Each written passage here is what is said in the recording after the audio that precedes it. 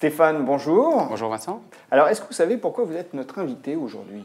Alors j'ai une petite idée, je pense que la performance du fonds que je représente, Tocqueville Megatrend, est assez intéressante. Elle l'était l'année dernière, elle l'est même sur le début de l'année aussi 2018, et il se passe des choses. Alors, il se passe des choses, et en effet, c'est la performance qui a retenu notre attention, parce que quand on cherche de nouveaux sujets, on passe au crible les catégories, puis on essaie de repérer des fonds dont on n'a pas forcément parlé et qui ont bien performé. Et ça a été le cas pour ce fonds d'action européenne investissant dans tout type de capitalisation, qui est Tocqueville Megatrends. Alors quand je dis qu'il s'est bien comporté, il a battu sa catégorie assez nettement en 2017 avec une surperformance de 7,59%, puisqu'il a progressé de 21,14% versus 13,55% pour sa catégorie. Alors on va essayer de comprendre ensemble, Stéphane, comment ce fonds, votre fonds, a obtenu cette performance, et puis s'il est surtout en mesure de réitérer ce type de parcours. Tocqueville Megatrends, bon, on se dit, voilà un fonds thématique. Le concept, c'est quoi? Investir dans des tendances de long terme et structurantes? Oui, exactement. On a essayé d'identifier des tendances sur lesquelles on puisse s'appuyer avec une très bonne visibilité, qui sont pérennes et qui vont porter les performances des sociétés qui vont fournir des services ou des produits à direction de ces marchés. On en a dénombré 4, très importantes.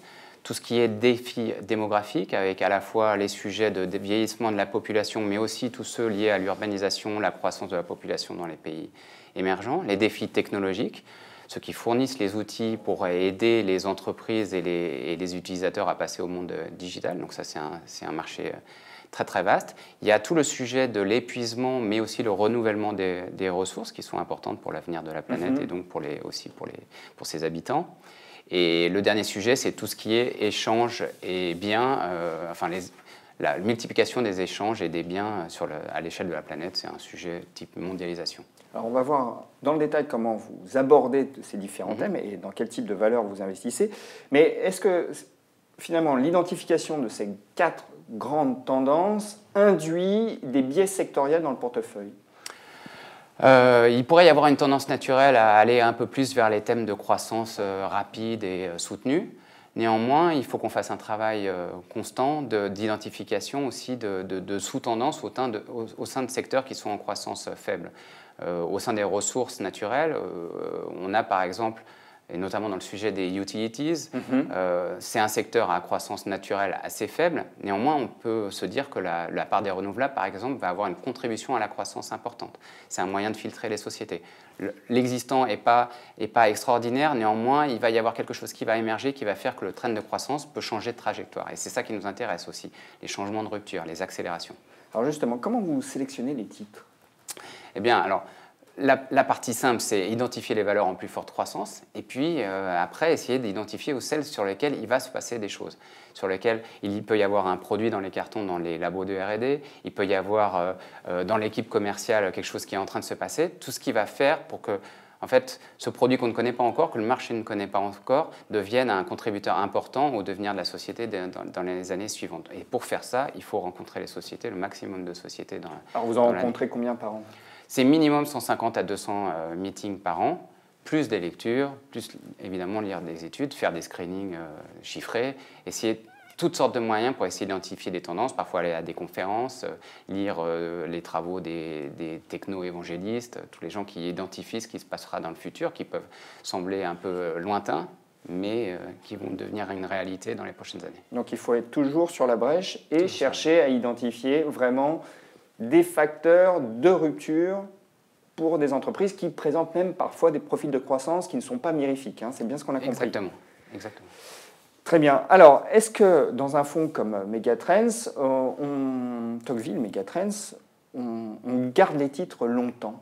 Oui, on garde. Si la tendance a bien été identifiée et qu'elle est pérenne et qu'elle n'est pas surpayée par le marché, il n'y a pas de raison de sortir des sociétés. Donc non, normalement, justement, une forte rotation serait un signe que ce n'était pas un mégatrend. C'était vraiment une tendance. On s'est trompé dans le stock picking. On s'est trompé dans le stock picking. Combien de valeurs en portefeuille Actuellement, on en a autour de 45. Disons qu'au-delà de 50, à mon avis, ça devient difficile à gérer. Et puis, on peut avoir, quand on a une bonne conviction et un potentiel de progression des cours qui nous semblent importants, ce n'est pas nécessaire de ratisser et d'avoir 80 valeurs en portefeuille, je pense. Donc, entre 40 40-50, ça me semble un bon équilibre. Est-ce que le risque enfin le risque, est-ce que le risque est concentré sur les 10 principales lignes ou pas? On est en dessous de 40% sur le top 10 du fonds, au-delà de 30, mais en dessous de 40. Ça semble bien. Je ne pense pas que ça évoluera significativement dans les prochains. Alors en tout cas, ça démontre que vous avez des convictions. Oui, oui. C'est un fonds de conviction. On peut monter à proche de 5% pour les toutes premières lignes. Alors, parlons un petit peu du portefeuille. Vous dites, bon, il faut que le fonds soit en mesure d'identifier des tendances de long terme et structurantes, même dans des secteurs qui présentent des croissances faibles. Aujourd'hui, on est tout de même sur un portefeuille avec des valeurs à croissance élevée et qui, du coup, se payent relativement cher. Oui, c'est vrai que le PE moyen du fonds peut sembler élevé, mais j'insiste sur deux choses. D'abord, sur des valeurs de croissance, ce qui est important, c'est la dynamique de révision. Il y a certaines valeurs en portefeuille qui sont officiellement, pour l'ensemble de la moyenne des analyses, des valeurs chères. Mais on a identifié au sein de ces analyses certains qui ont le vrai scénario dans leurs chiffres. Vous prenez une moyenne, vous aurez un résultat qui est moyen. Le PE moyen de certaines valeurs de techno qui, en fait, dont les analystes ne cessent de réviser en hausse les estimations, en réalité, sont moins chères qu'en apparence. Donc, ce qui compte, c'est la dynamique. Quand vous avez une dynamique soutenue, voire même en accélération, eh bien, le marché est prêt à s'intéresser à ces valeurs-là. Et inversement, il y a des valeurs qui ne sont pas chères et qui restent pas chères parce que le marché n'y croit pas, parce qu'il pense que les résultats sont sur le point de fortement ralentir et n'ont pas envie de s'exposer à ce genre de risque. C'est un fonds de stock picking, c'est-à-dire que vous faites la sélection de valeurs. Est-ce que tout de même, vous tenez compte du bruit ambiant, de l'environnement, de tout ce qui se dit dans le marché? Là, on parle aujourd'hui de hausse des taux, de retour de l'inflation. Est-ce que ça induit dans votre sélection de valeurs un changement de comportement ou pas? Alors, je dirais changement de comportement, pas nécessairement. Il est clair que quand on est sur les sociétés en croissance, sur la partie la plus en croissance du portefeuille, et épisodiquement, quand le marché est en train de stresser sur les hausses de taux, ça a un impact négatif sur certaines valorisations, parce que ce sont des valeurs qu'on valorise par actualisation des free cash flow futurs, et donc on monte les taux, on baisse la valorisation. Mais ça crée aussi des points d'entrée. Donc l'essentiel, c'est de savoir ce qui se passe, quel est le film macro qui est en train de se passer, quel est le sujet du moment d'inquiétude. Ça peut créer des opportunités qui sont intéressantes. Il est évident que tout ce qui se passe autour de la Chine en ce moment a un impact sur le développement des marchés auto mondiaux, tout ce qui est bien d'équipement. Le prix des matières premières est aussi lié au bruit macro, donc forcément tout ça est lié. Moi j'ai envie de souligner le fait que durant le mois de février, on a eu des points d'entrée très intéressants sur certaines valeurs technologiques. Les taux étaient en train de monter, ils se sont dit les PE des valeurs techno sont trop élevés à cause de cette hausse de taux. Juste après, les sociétés ont publié des perspectives 2018 florissantes, voire même supérieures à ce qui a été attendu. Et ces valeurs sont reparties. Ça a été l'occasion pour nous d'entrer en portefeuille certaines valeurs intéressantes. Alors justement, venons-en au portefeuille, parce que je m'en voudrais d'avoir un stock picker sous la main et de ne pas lui demander un peu, finalement, un exemple assez illustratif de son approche et la manière dont il traite le thème des mégatrends. Alors, par exemple, quel est le titre aujourd'hui dont vous aimeriez nous parler? Alors, on peut parler d'Umicore, par exemple. Ouais. Alors, c'est un groupe qui vient du monde des matières premières, de l'extraction et de la valorisation de ces matières premières. Il se trouve que Umicore est au cœur de la révolution future des voitures électriques parce que sa techno, les cathodes, est utilisée dans les batteries pour les voitures électriques. Là, typiquement, on est sur un PE en apparence élevé. C'est même une société qui vient de lever de l'argent. Un soir, 10% du capital, ça s'est fait en une demi-heure. Aucun problème. Et là, des plans de développement de ces CAPEX pour mettre en valorisation CAPEX, c'est investissement. Des investissements pour pouvoir développer et fournir l'industrie.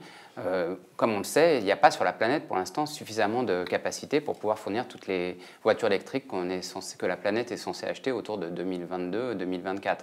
Donc il y a un plan de développement futur très très fort. On a un marché qui va être là et on a une société qui est en mesure de fournir ce marché abondamment. Alors ça, c'était un exemple, je vous en demande un deuxième. Alors un deuxième, j'aime bien la société de semi-conducteurs STMicroelectronics.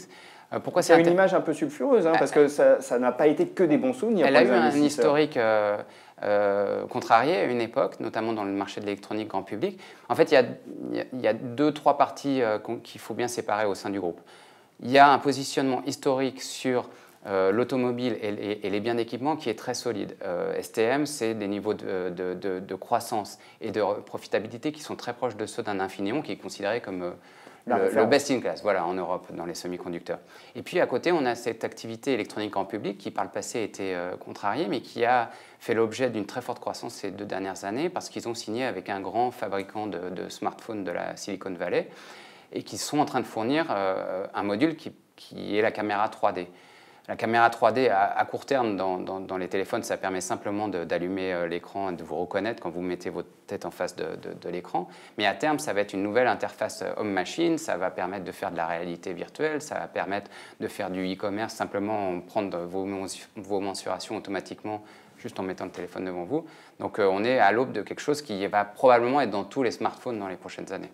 C'est un groupe aussi qui est très présent, enfin qui voit son activité dans l'automobile croître sensiblement, comme d'ailleurs tous les fabricants de semi-conducteurs, parce qu'on embarque de plus en plus de composants dans ce type de véhicules. Oui, alors déjà dans les voitures thermiques classiques, il y avait une tendance à la croissance du nombre de semis, simplement le capteur d'humidité ou pour la clim, ou voilà.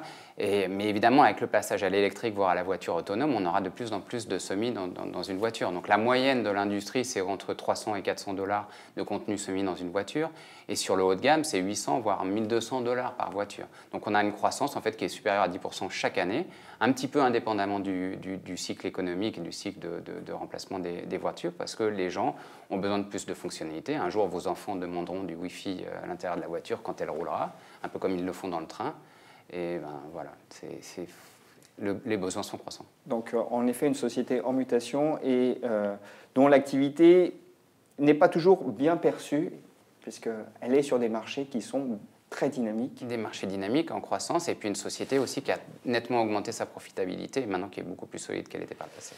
Stéphane, on arrive au terme de cette émission. Question rituelle, qu'est-ce qui fait qu'aujourd'hui, ça vaudrait la peine d'acheter Tocqueville Megatrends pour un investisseur particulier? Alors, on l'a dit au début, la performance était bonne. J'ai rejoint cette équipe début février. Je co-gère avec Alexandre Voisin ce fonds qui a vraiment un très bon track record. Maintenant, on a besoin d'identifier, je l'ai dit tout à l'heure, des nouvelles tendances, d'enrichir le vivier de valeur, de faire en sorte vraiment d'être toujours à la pointe de ce qui va émerger et ce pourquoi le marché va se passionner dans les prochaines années, parce que c'est à nous d'être un petit peu à l'avant-scène de ces futures tendances. Donc on a renforcé l'équipe pour être en mesure de répondre à ce besoin. On a un socle de performance qui est très bon. Le sujet est de continuer à identifier des leaders futurs, des tendances bien établies. À la marge, le process peut évoluer, mais on est vraiment sur des sujets qui sont des sujets structurants pour les prochaines années, un petit peu indépendamment des cycles, on l'espère. En tout cas, c'est la promesse du fonds. Et puis donc c'est un fonds de portefeuille? C'est un fonds de portefeuille parce que finalement, vous n'avez pas réellement à vous soucier complètement de ce qui se passe dans la macro. Voilà, vous êtes sur des tendances qui n'ont pas vocation à disparaître dans les 2 prochaines années. Vous ne jouez pas un petit cycle de court terme. Nous, vraiment, notre travail, c'est d'essayer d'élaguer et d'éliminer tout ce qui n'est pas une tendance solidement établie pour plusieurs années. Sinon, ce n'est pas un méga trend pour nous. Et on rappelle que l'investissement, c'est du long terme. Stéphane, voilà. Merci. Merci Vincent, à bientôt.